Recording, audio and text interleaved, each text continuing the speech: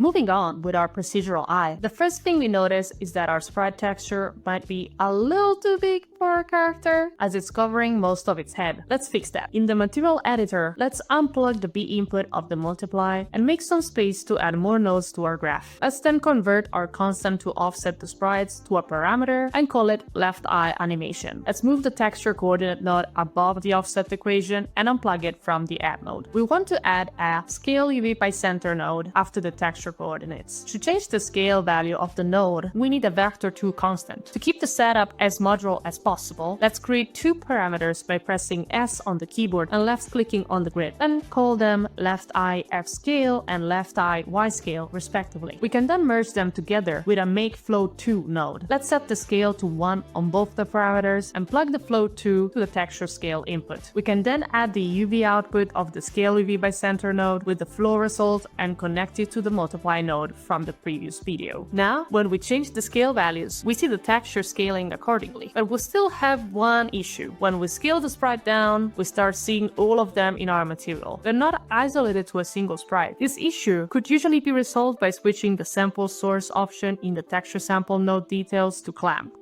But since we're working with a sprite sheet setup, we need to get a bit more creative. What we want is to create a simple square encompassing our single sprite and use that as alpha to mask the rest of them out. But how can we do that? Thankfully, the scale UV by center node comes to our rescue, as it outputs exactly what we need: a black and white square mask of our scale sprite. Let's multiply the alpha output of the texture sample to the 0,1 mask output of the scale UV node. Then plug that to the alpha of the lerp, and voila! We got exactly what we needed.